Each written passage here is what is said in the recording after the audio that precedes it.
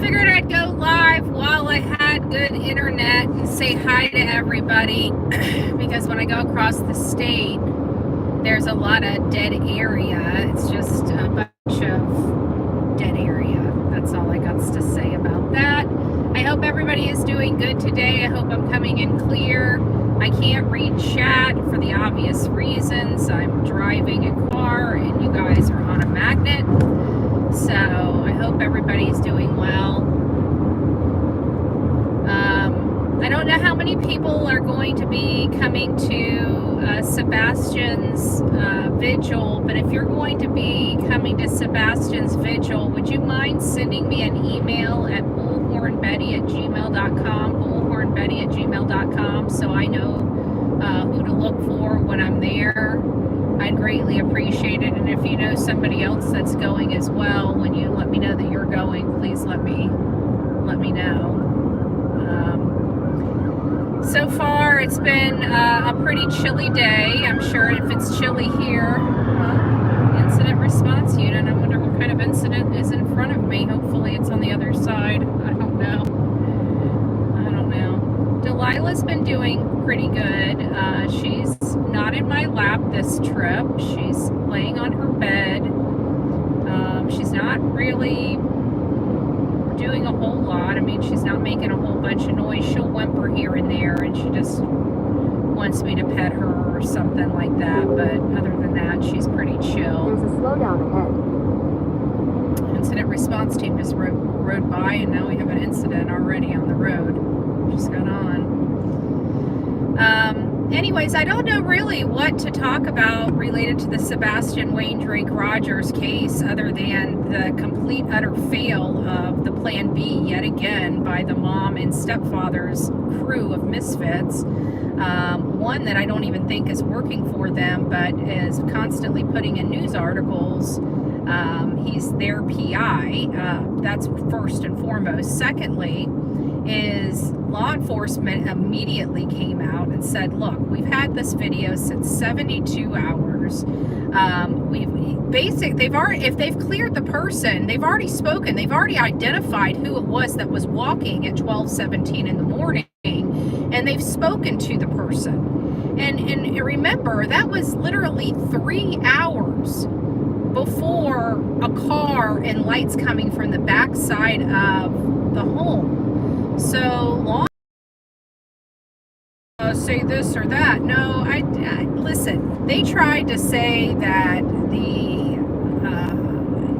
the lights in the side of the house were a garbage truck. Now, this was at the beginning of the case. This is when everybody was cooperating. They needed certain people to continue talking. They needed to tone it down because of the moment, the time in the case that we were at. It was March 14th. It wasn't even a full month. Sebastian had disappeared before this bombshell information came out. This is much different. This is already after law enforcement, after the mom allegedly has lawyered up and invoked her right to remain silent, which kind of took everybody, I guess, honestly, everybody's breath away, because for the longest time, she sat there and stated that she's looking for her son, doesn't know what happened to her son, but we noticed that there was a lot of inconsistencies in her timeline. Her timeline changed subtly from interview to interview. Nobody in the family was ever seen out searching for Sebastian. And like Crystal Rogers' case, we're going to be covering that after the vigil. There's a stalled vehicle ahead. We're going to be covering that after the vigil. And the father was unalived for searching for his child, his adult child. And he wasn't going to stop. He was running down every lead. That's what we expect from parents.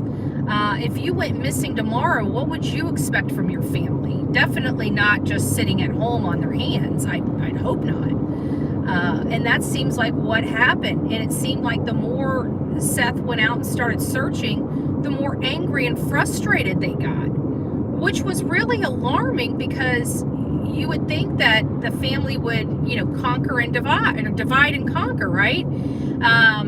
And you would think that if they have to be home dealing with law enforcement, they would be encouraging of Seth to go out and search There's a slowdown ahead. in their absence, right?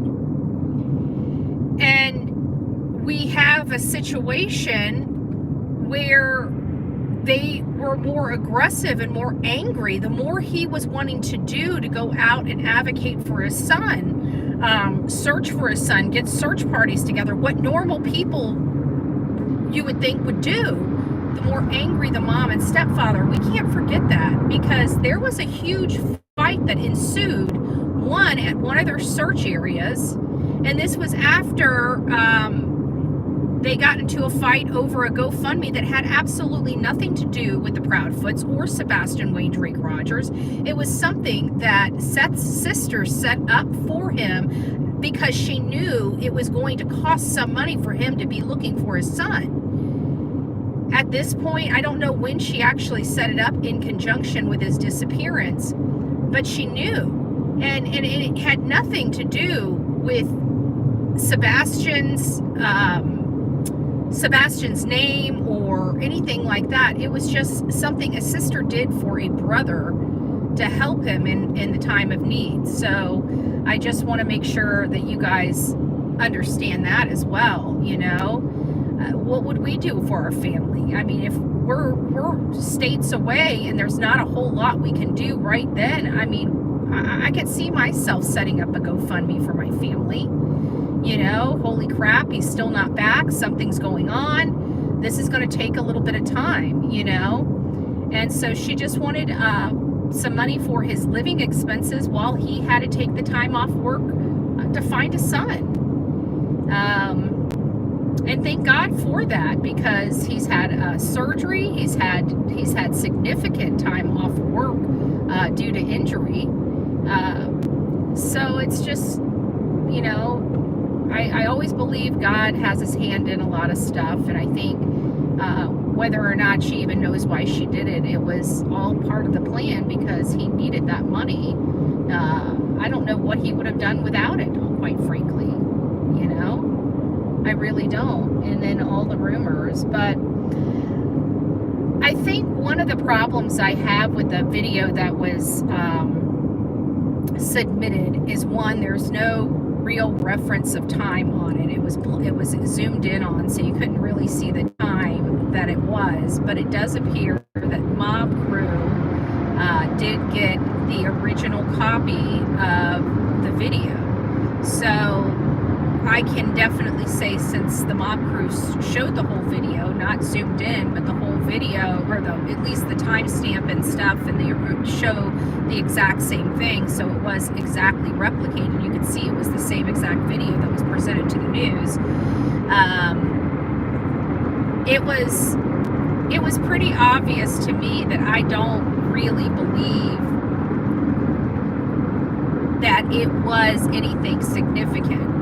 We know the desperation of the mom and stepdad. We know the desperation of this unscrupulous PI to try to help them. Why, I don't know. Maybe the boatload of money he's making off of this case could be one of those things.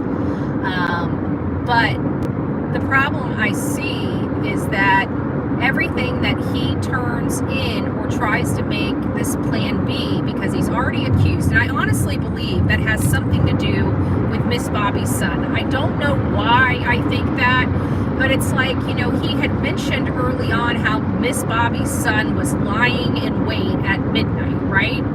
And so we already know that he's, because Miss Bobby has came out and spoke, they have a need to damage her reputation. And he's tried to damage her reputation. And he actually conspired with other people to take a recording, and hopefully then I would also go after her. But I don't, because I know the manipulative side of that team, right? So I knew that whatever she heard about me was what somebody else told her of me, not what she's ever known of a personal experience. And so I didn't go down. I didn't bite, so to speak. I didn't bite. But I feel like they're so desperate at this point. They need to try, because it's 3 a.m. Who the heck is up at 3 a.m., right? So they have to go earlier in the tapes to see if there's anybody else that they could possibly make the villain. That's the way I'm looking at it. It's like, really? You're going there 3 hours? 3 hours before we definitively know a car was parked on a spot and lights coming from the back side or the side of the house where this boy disappeared from was seen. 3 hours. So that means there was virtually nobody moving around about that community at all. And the only people that were are going to now be suspects of this unscrupulous PI, because he's got what I believe is 2 guilty people he's got to try to make a lot of smoke for. And I think this is, once again, nothing but a distraction. I think he wanted to toot his own horn, saying this is going to be a break in the case. This is a nothing burger. And not only was it a nothing burger, but it was such a nothing burger. It was almost like the green shirt hoodie person, where law enforcement came out and put a kibosh on it literally immediately. This unscrupulous PI is without a doubt interfering with an official criminal investigation. And I hope the state of Tennessee starts taking it as such. I really do. So, that's kind of my thoughts. I really appreciate everybody coming in. I'm sorry this is kind of not in the time that we usually come live, but it is what it is. I was meaning to go live at like 10, but I was too busy trying to get packed up and, get everything organized and, what have you, because you kind of got to plan for the, things that are not seen, or unforeseen. And that's the hardest thing. So I end up bringing up, when I go on a road trip, even if it's 3 days, I bring half the damn house. And trust me, it sucks lugging it up and down stairs at hotels and stuff. I will tell you that. But I bring the house with me. All right, I bring the house, everything but the freaking stove. Everything but the stove. Even the refrigerator I bring with me. I bring everything. So when I'm driving, I only stop for gas and gas and coffee. If I want hot coffee, and I usually try to drink some Monsters, but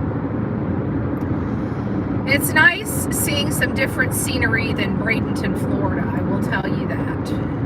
It's a nice little change of scenery. So there is that.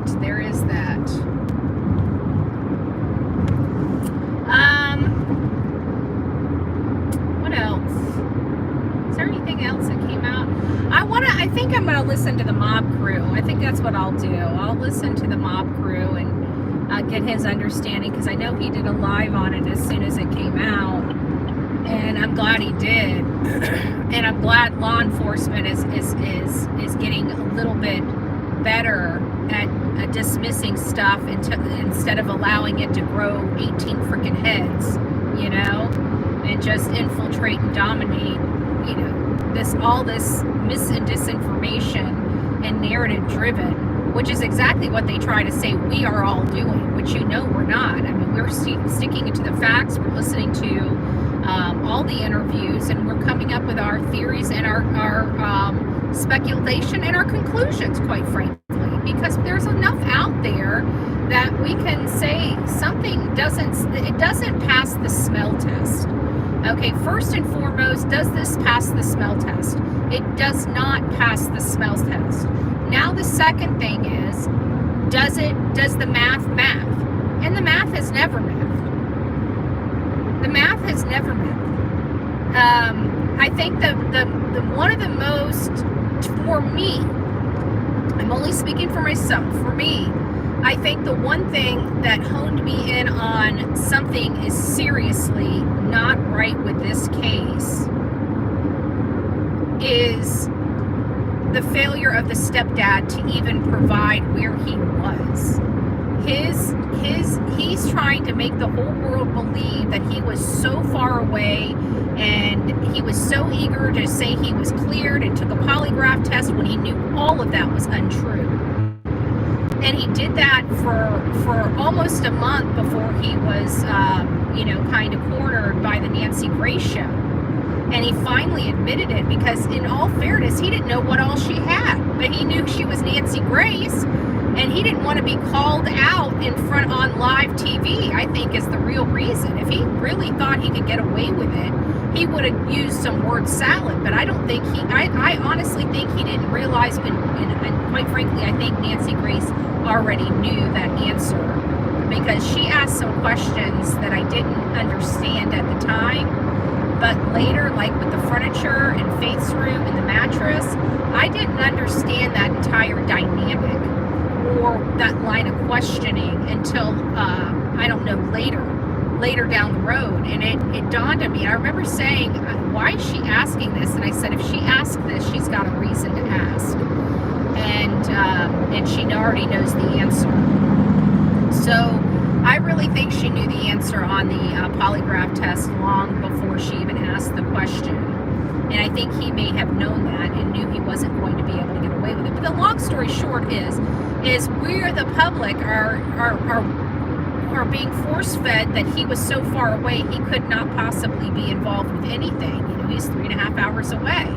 He was, on a job site, and that job site is true. He was on a job site. He was staying, 3.5 hours away in Memphis. Well, kind of, sort of. He was in Lake Horn, Mississippi, which was right over the Tennessee-Mississippi border, which is about 20 so minutes from his job. So it was perfect for him to put his, fifth wheel, like he's probably done many, many times with many other jobs that he's done. Nothing out of the ordinary. But the problem that I had is because he was this least likely person, and because he gave up the most resistance to his alibi, even to the point where we're here a year later and still have no clue whether he was in Memphis or he was staying somewhere else, and we have no idea what time he actually, well, we do because we found out, but from him saying it, what time he actually showed up for work. He's never even told, no matter how many times it has been asked, he has never told anybody one specific date or time in any of his interviews, but yet he always wanted to hear the hard questions, which only was key. I want to criticize and dehumanize anybody that asked me a legitimate question, and I don't want to answer, because he gave you the guilt trip and the condescension and shame on you, when he answered questions. But if you look back, it's been a year, and we have never gotten one straight answer out of that, and even to the point of, when was the last time you came home to the house in Hendersonville? That is what makes me realize that there's something seriously wrong there.